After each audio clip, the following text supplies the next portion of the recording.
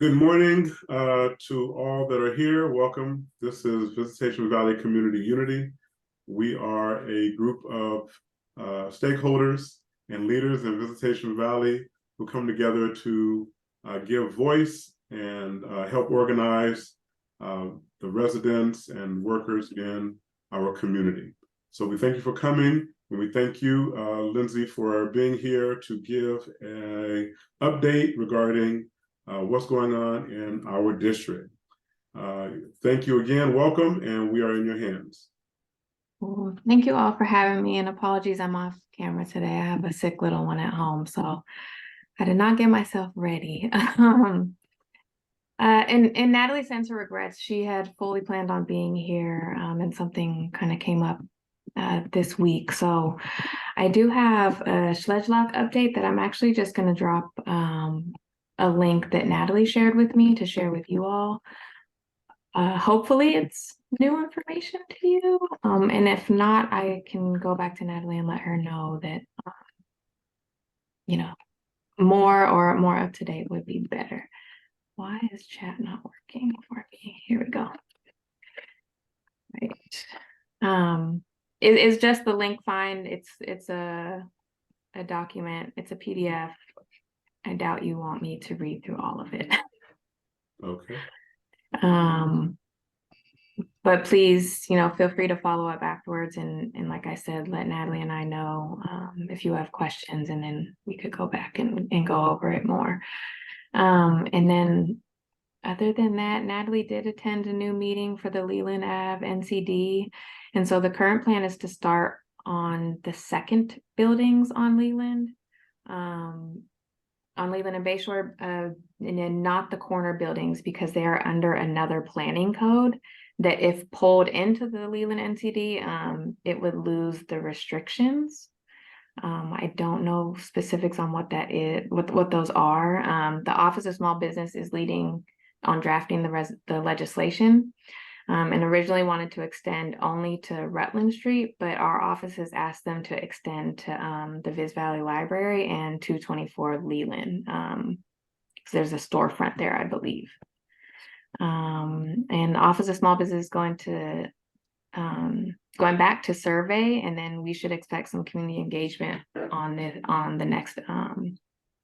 this issue next year, is what they're saying. One key thing our office did not want on Leland Ave is zoning for like a check cashing place. So that is something that we know, maybe some feedback on that if you all have questions or concerns. But that's it for the NCD stuff. How does that sound? What's NCD? It's a commercial district. Yes. They're trying to rezone Leland Avenue so that we can receive city funds. Lindsay, what's the timeline? I didn't see the timeline. I'm actually confused by this note here. Office of Small Business is going back to survey, and we should expect some community engagement on this issue next year. So I'm expecting maybe that's in January is what they're meaning. It's not super clear, so I apologize on that, and I'll mark it for Natalie to follow up, or at least send maybe to Anna, if there's a specific date. Can you tell us who the small business coordinator is? Because it used to be Francis Christian 10 years ago. I don't know who the present person is. The director or the person that we're currently working with? Who works on Leland? I can go back and invite. Because people ask about business, although they should defer to Kelly and her group, but sometimes they ask me, and I thought I would like to know, because I do have property on Leland. Gotcha. The current, I believe her name is Carrie. Is that who you mentioned? No. Okay. So Carrie and Director Tang met with our office. And Director Tang, Katie Tang. Oh, Katie Tang. Yeah. Oh, I didn't know. Yeah, that's right. She's in charge. That's right. She was there as 3 weeks ago. Okay, yes. Okay, Carrie, what's Carrie's last name? Carrie Bernbach. Burnbach. Okay, all right. Yes. So at least I know who to, in case they have questions. Thank you.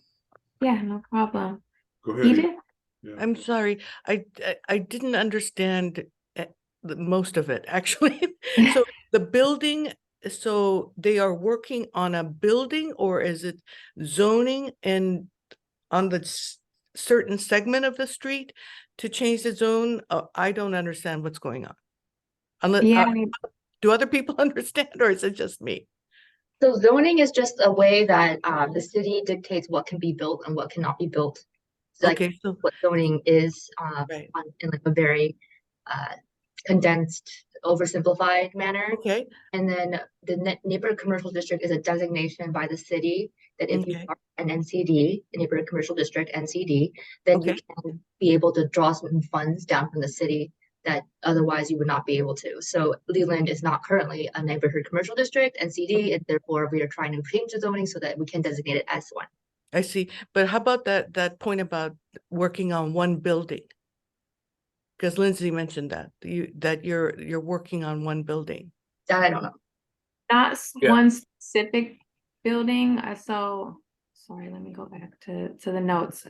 I think maybe what you heard was how we're leaving off The corner buildings. the corner buildings. So the bank, and then I'm not actually sure what is in that other corner building or if it's vacant right now. I believe it's vacant. Right. Yeah, I correct? think from my understanding of it, it's Bayshore is zoned differently than Leland. Yes. So exactly. because Bayshore, Leland intersection, so you have to decide which one it's going to be I see. covered by. Okay. Clear. Thank you. So maybe we can have a presentation from whomever is working on this at this group at a certain level. Yeah, I think that's a good, suggestion, and seriously, it makes things clearer, and we should get Kelly and her group to be present when the presentation.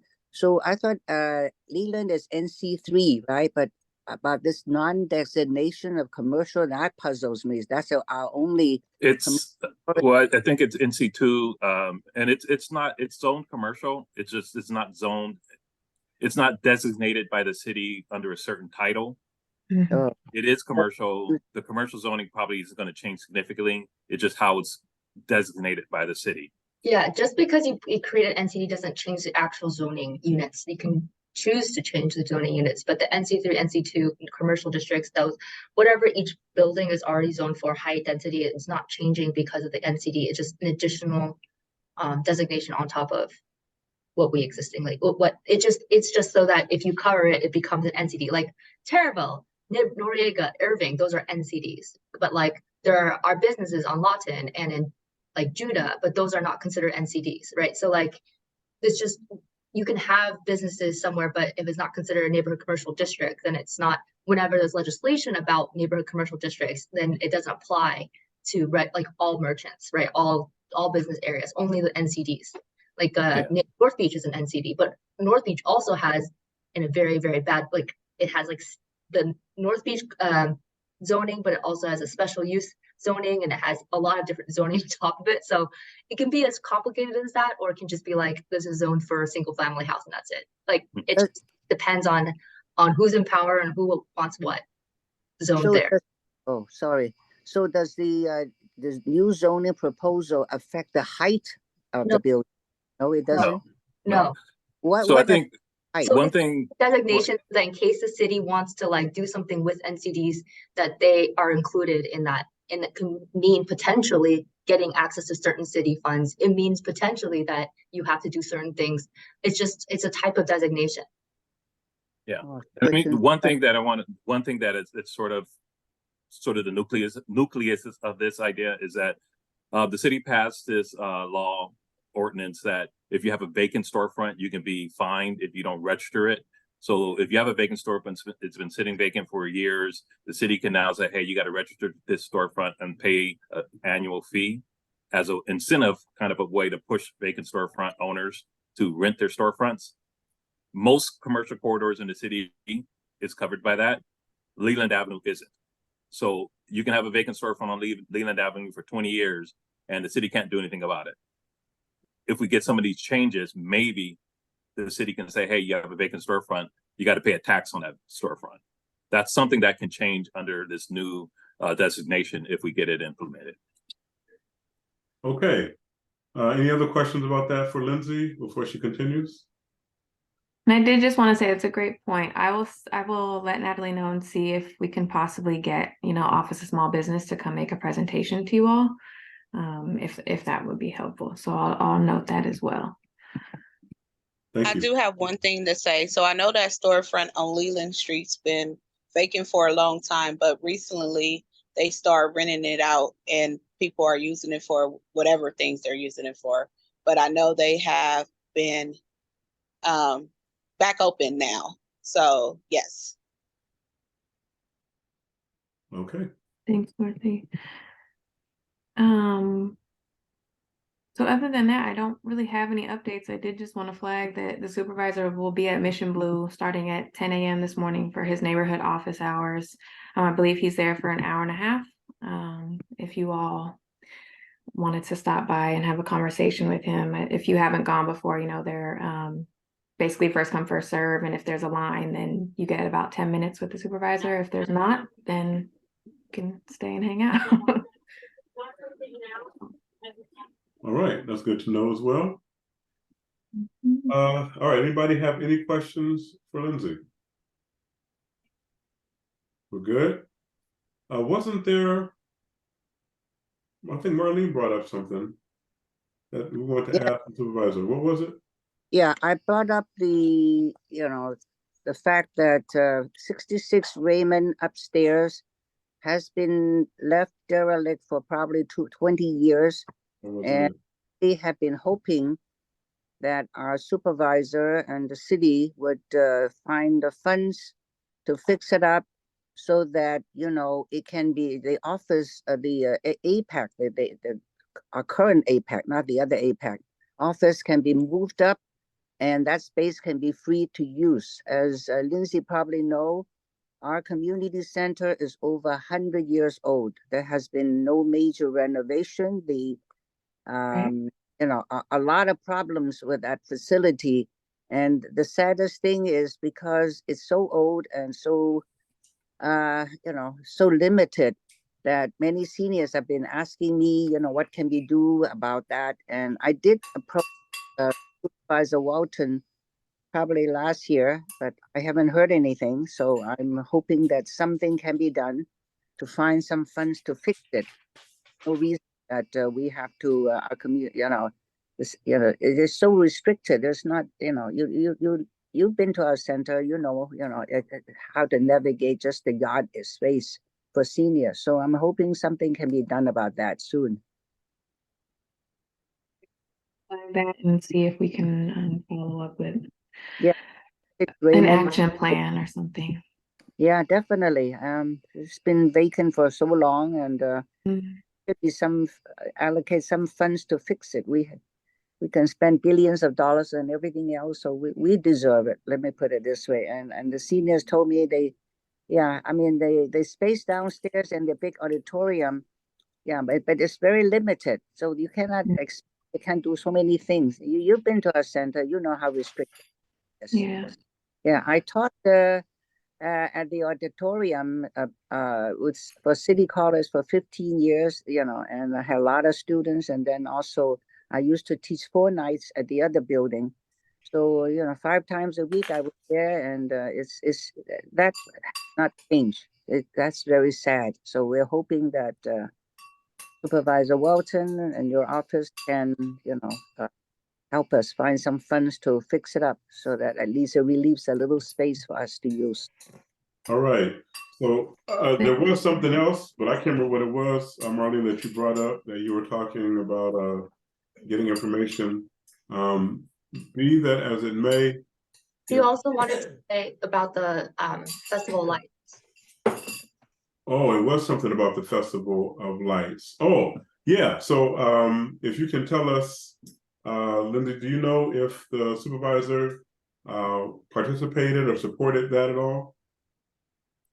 I am not sure, to be completely honest. Is that an upcoming event or it already No, passed? it was last weekend, Friday and Saturday night at the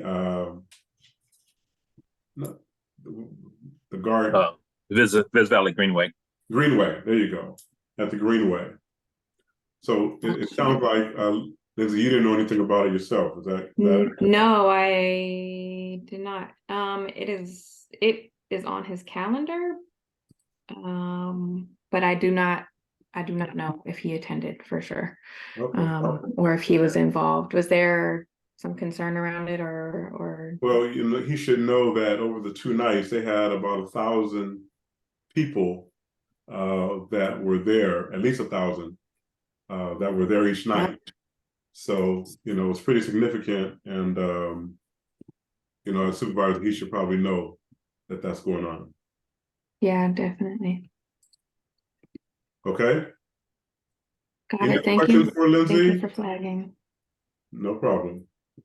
All right. Well, thank you so much for coming on and for your update today. We are very grateful to you and give Natalie our best. Thank you. Will do. Thank you all. Take care. Okay, thank you. Thank you very much.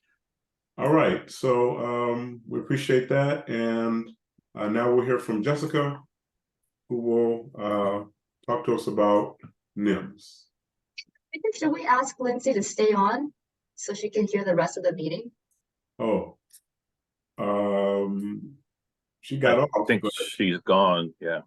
But like in the future, should we invite them to stay so they can hear more? Sure.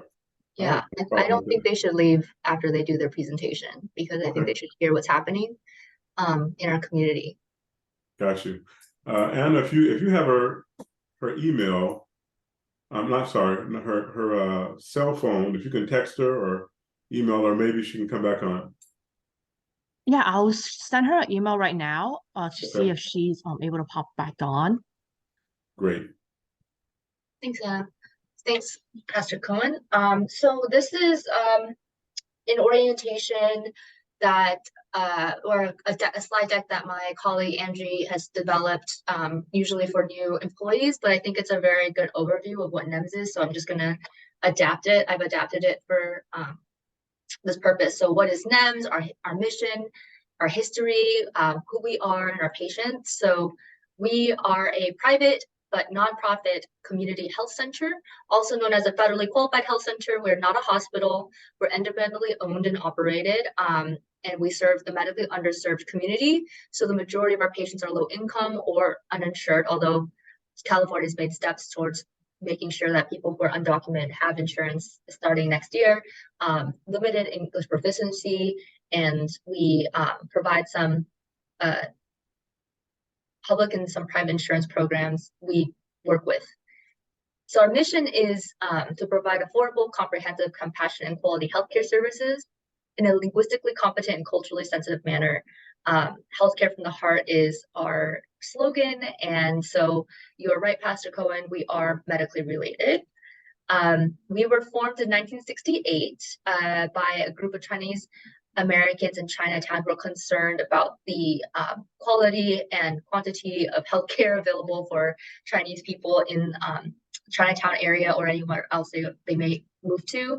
And so we actually were part of President Lyndon Johnson's administration's war on poverty.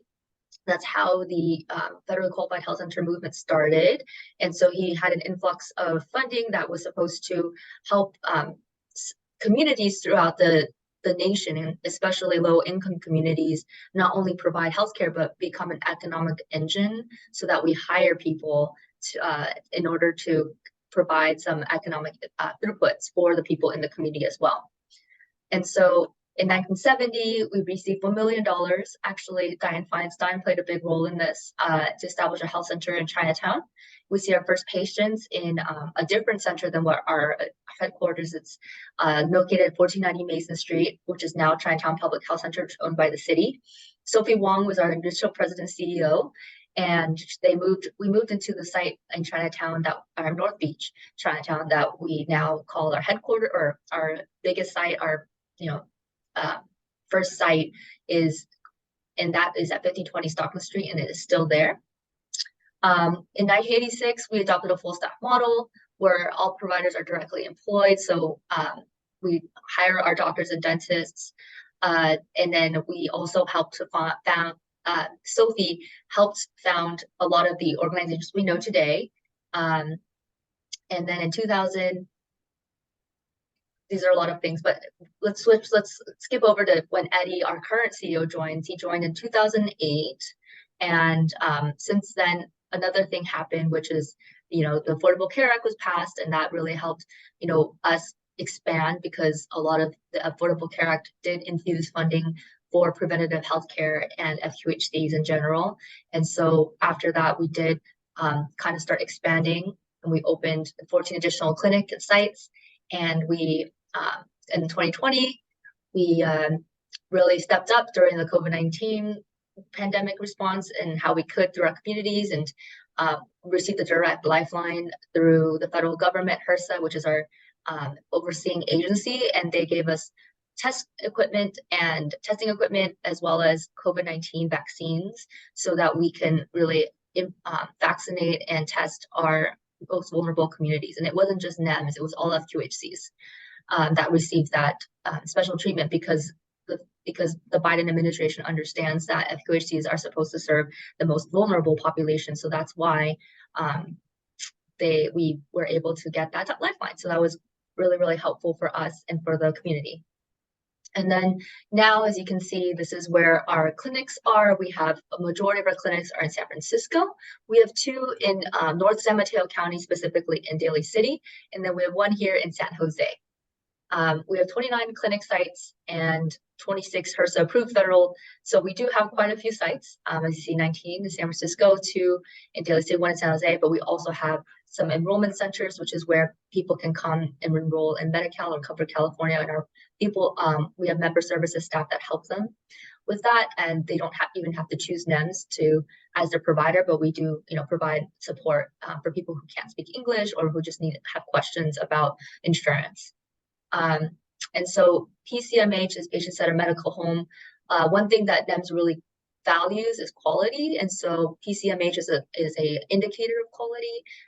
You have to apply for this designation, so we have most of our clinics are designated with PCMH, which is really, really good. And as you can see, we do offer primary care, but we also offer all of these medical specialties and integrative health, including, I think chiropractic, acupuncture. So we're actually offering acupuncture at our Leland clinic now. We have 6 dental sites and 4 optometry sites. And that's where if you have Medi-Cal, you actually can get free glasses from anywhere that accepts Medi-Cal, including us. And we also have enabling services. So we have in-house pharmacies, which is a unique thing for FQHCs. Most of them actually contract with like Walgreens or other retail pharmacies so that you can get your medicine from them, but we have them on site. So you don't even need to leave the location to get your medication. And it's also good for us we believe that the interdisciplinary health model is important. So a pharmacist talks to your doctor so that we can address any type of like pharmaceutical, pharmacologic concerns. Right now we have more than 850 full-time and part-time employees. And we speak, as you see, a range of languages here, but the majority of us can probably speak either Cantonese or Mandarin, and then the rest are kind of more one-offs. Where the one thing that's really important about NEMS is that we are governed by a majority of patient board members. So that means that at least 50% of our board members must be patients. So that really does rein in like the profit part of healthcare, whereas like Kaiser's board is probably not patient driven. Every FQHC board must be patient driven, and that's one of the reasons why I think FQHC model has been so successful, is because it has been led by not only people who are usually on the boards, but also people who actually receive the services and provide direct feedback. This is our C-suite. We have 9 C-suite members. Eddie is our CEO. We have, this is our directors, and then, organizational chart, which you probably don't need to worry about. And then our patients. So we have we serve about over 68,000 patients annually, resulting in over 380,000 visits a year. 25% of visits are virtual now that we can provide virtual visits since the pandemic. 88% are Asian, 4.8% are white, and 5% are unreported. So majority of our patients are served in a language but other than English, or better served in a language other than English. And most of our patients are low income or uninsured, and they often speak Chinese or dialect of Chinese. We are also a healthcare for the homeless grantee through SFCCC, which is our consortium.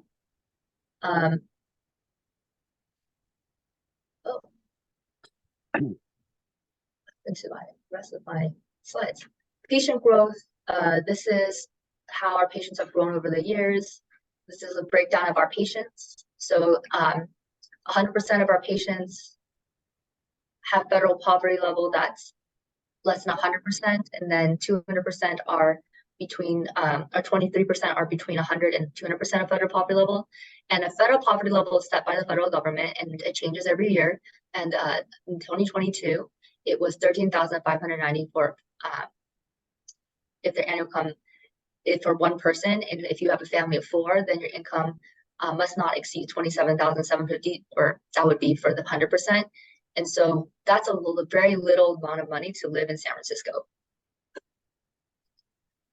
This is our insurance level. So before the Affordable Care Act, we had an extreme number of uninsured patients, and now because of the Affordable Care Act, we do have a lot of patients who are covered by Medi-Cal. And then last but not least, I just want to share, we're very big on quality, as I mentioned. So we have received quite a few number of awards for making sure that we reach certain metrics in screening patients and being able to provide healthcare services as needed throughout the course of their lives. So that's what I have. Any questions? Jessica, thank you for the presentation. That's very helpful, because I see the huge expansion of NEMS everywhere.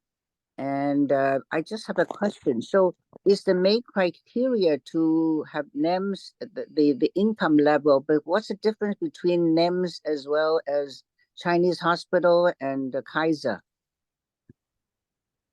So Kaiser is a model that in healthcare we would, a lot of people do enjoy, because it's all kind of all in one setting, and that's what NEMS is striving to do. But the types of patients that Kaiser serves tend to be very different, tend to be more higher income. I see. To, be able, maybe they get their insurance through their employer, or, through another method, but we serve primarily the Medi-Cal or uninsured patients. So while like the level of quality care, we try to match that of Kaiser's, we serve mostly people who would otherwise not have any access to healthcare services. I see. So low income, it seems to be the focus before they can be enrolled. Okay, that's, it's very helpful, the kind of services, because I don't know if you knew, but I still have a picture of Mr. Su and a huge group that we went to Sacramento to lobby for interpreters, because, as you know, the patients years ago, they had to rely on their family, friends, and to interpret. So I'm so glad that this you're providing on-right support so that they can have, real knowledge of, the medical condition and so on. This is, so NEM has been doing a wonderful job. I'm so glad that they're here on Leland. Thank you. Thank you, Marlene. I see, Edith, you have your hand up. Before you ask your question, I just want to also mention that Leland was our second clinic. So it's the second oldest clinic besides our Stockton clinic. So it is very historically significant for NEMS. I hope it will be built up so that it can be, working on it for services. Thank you. Yeah, thank you for the presentation. It made me realize that, not everybody knows about Felton either. And so maybe I'll forego, giving an update today, but I would like to give a brief presentation next time about Felton. But I do have one question for Jessica. I think your presentation mentioned uninsured. So do you take uninsured individuals? Yeah. Okay, wow, that's great. So do they just drop in at any one of your centers? So the best way to get an appointment I think at this time, and the reason why I say I think is because we just switched over to a new electronic health record. So prior to October 1st, 2023, the best way would be to call our call center and schedule an appointment and then be able to come in. So that would be the easiest way. But now we may have an ability for patients to schedule or to register online. And so that's something that our whole staff is trying to figure out next steps on. But the best way, at least for now, I would recommend is just having them call. You can drop in. Every clinic does allow for drop-in clinics, drop-in appointments. However, there's no guarantee that you'll be seen that day if you just walk into a site. Right. Does citizenship have, is that a requirement if they're not, if they're illegal? Yeah, Okay. that's our bread and butter. Okay. We serve people who don't have insurance, maybe immigrants that are undocumented. We an away care for anyone, and that's why we are considered part of the safety net. Okay, great. Thank you very much. Can I see that maybe in future Felton newsletters to include other information so that more people know about NEMS? All right, let Russell go. Yes, hi Russell. Thank you for the presentation. Yeah, it was great and informative. A question about the pharmacy on Leland Avenue specifically. You said you have in-house pharmacy, but we have that pharmacy right on the corner. And I'm just given the history of that pharmacy and how long it's been there. There has to be a link that pharmacy is still there because of NIMS is still here, or is NIMS is here because is there a connection between your clients using that pharmacy or going to another neighborhood? Because it seems like if you had an inside pharmacy on NIMS, that pharmacy on the corner would be redundant. Just if you have any thoughts on that. And also, you said, I think obviously the percentage of the folks using NIMS, it's heavily skewed Asian. How does that kind of factor into, a neighborhood that is diverse? Great questions. So we only have 7 in-house pharmacies. As you saw, we have like 20 plus sites. Not every site has an in-house pharmacy. And so our Leland Clinic does not have an in-house pharmacy. I don't really know who that pharmacy is on the corner, but I don't know what our relationship is, but that's a very good point. Maybe that's something we should explore, just to kind of understand the history of it. But to my knowledge, that we haven't really, it hasn't been an issue because we don't have an in-house pharmacy on Leland. So luckily there's another pharmacy on Leland that people can access. In terms of the Asian outreach, so as the government and community affairs team, speaking on behalf of our perspective, we recognize that our job is to be in the community, be the eyes and ears for the clinic. And what we can do and what we have been doing is telling the leadership that the people that we serve are not just Asian, that the communities that we are located in have a tremendous amount of need, right? And so that is something we have been providing feedback on for, I don't know, since I've been here. And hopefully that's something that we are going to work towards. But right now, I think a lot of it has to do with branding. The sign is in Chinese, so people who are not familiar with NEMS may think it's only for Chinese people, and that can be a problem. And also, we haven't done a very good job in advertising outside of the Chinese community. So that's also another reason I think that maybe we haven't seen a more diverse patient mix. But that's certainly not to say that moving forward, we won't be able to expand. But I also want to add that we are not alone in the work we do. We have sister clinics like Health Rec 360, Mission Neighborhood Health Center, SF Community Health Center in the Tenderloin, and we have even there's a Marin City clinic now that's in the Bayview that serves African Americans. Like that's their focus. And so we work in partnership with all of our sister FQHCs so that we try to find a medical home for everyone, even if it's not with us. Like Mission Neighborhood specializes in serving the Latino population, right? And Marin City Clinic specializes in serving the African American population. Southern Market focuses on Soma and so health. So there's different like specialties with all of the different sister clinics. So we work together, hope to try to make sure that anyone who, you know, maybe they don't feel comfortable with us, but they might feel comfortable at another FQHC. Yeah, I think that I appreciate what you're saying. I definitely appreciate the presentation. And I will say that I was one that assumed that it only catered to the Asian community because I saw the sign and just figured, okay, that's not for me, and keep on going. I did look in, I was kind of curious, but you know, that's for other people.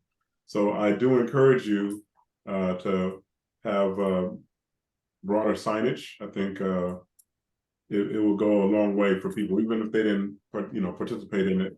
At least it will be known. I hear you, and that is something that our team has been sounding the drum on. And you know, rebranding can be very expensive and a very costly. I said the same thing. That's redundant. Expensive and complicated kind of endeavor. So certainly that would be nice, but it's going to be, even if leadership was ready today, it would take a while for us to rebrand everything. Yeah. I got you. It is, and of course, there needs to be some sustained. Consistent political will to do it as well. So I think, you know, it sounds like NIMS is doing a fantastic job, and it seems like you guys have a great machine in terms of fundraising and proficiency and excellence in service. I think the whole thing sounds really good. I hope the other sister similar type organizations are operating at a similar level as you have described, and that if you go to the Mission area or the Marin Clinic, there's no decrease in level of service or opportunity. But obviously, I'm learning about this all brand new. Yeah, that's why we're all licensed by the federal government under HRSA, and so that's under the Health and Human Services Agency. You know, like Secretary Becerra has an agency that departments, and then one of our departments is HRSA, and then so they are the ones who audit us, and they have very high standards, and every FQHC must be audited. So I don't know if they're as good as NIMS because we're pretty competitive, but definitely they must be good, providing good quality care, or else they will be shut down. Got it. All right, thank you. Thank you again. Anybody else have any questions? Any more questions for Jessica? Fantastic. Hear you, Edith. Did you want to give that presentation next? Sure. Not next Thursday, because the third Thursday, right? Say it again. Third Thursday. Okay, you want to do it the third Thursday? Sounds good. Okay. Fantastic. So we have 6 minutes left. Just reminding everybody about Healthy Thanksgiving this Saturday from 10 to 2, and hopefully you come by.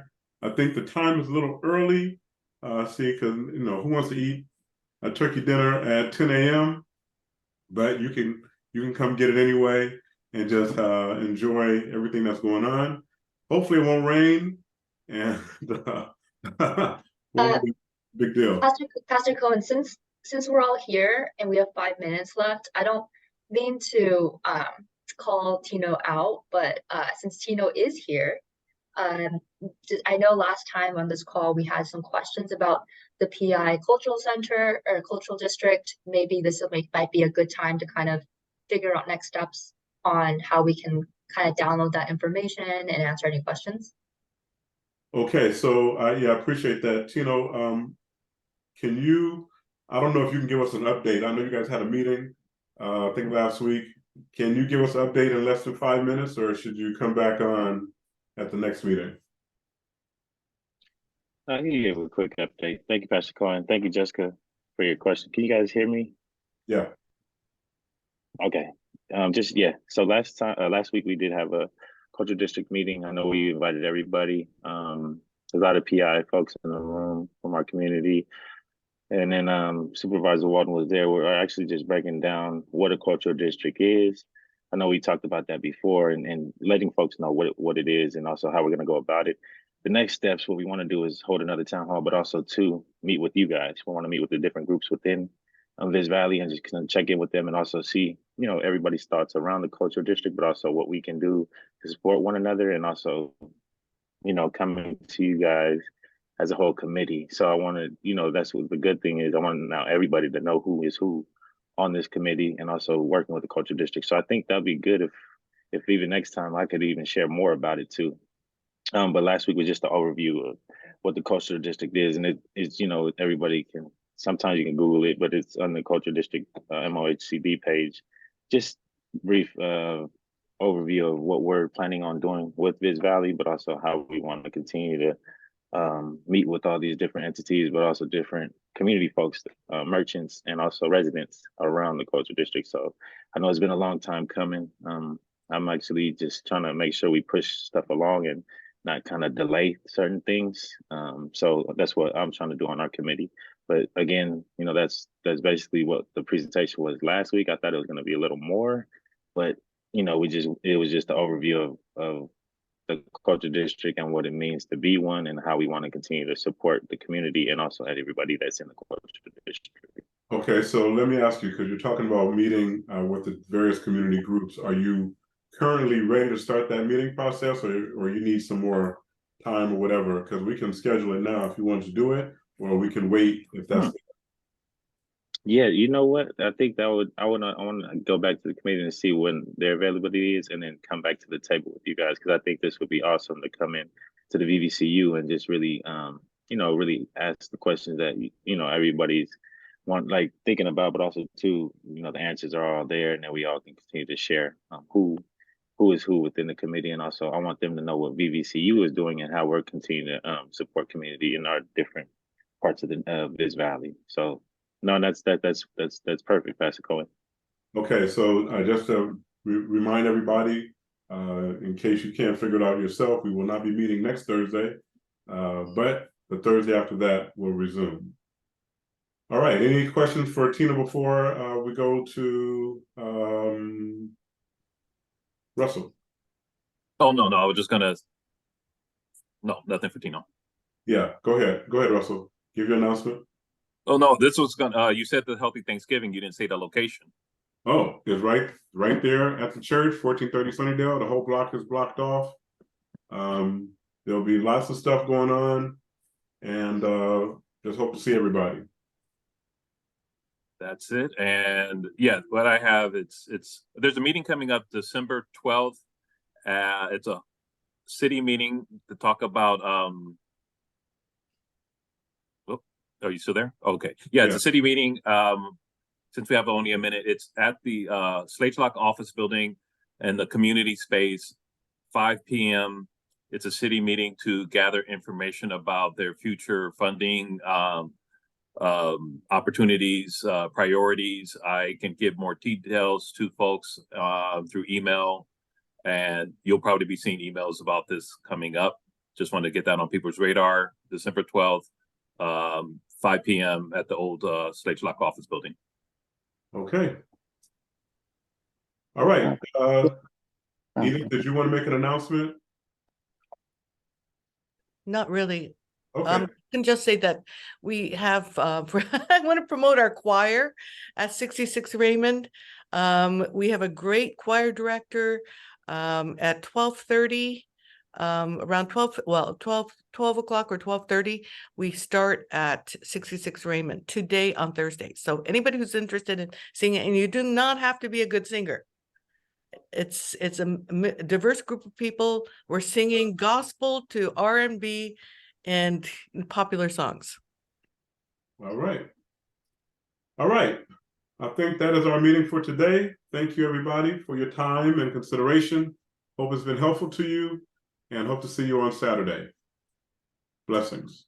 I'll be out of town, but thank you. I did say prayers. Thank you.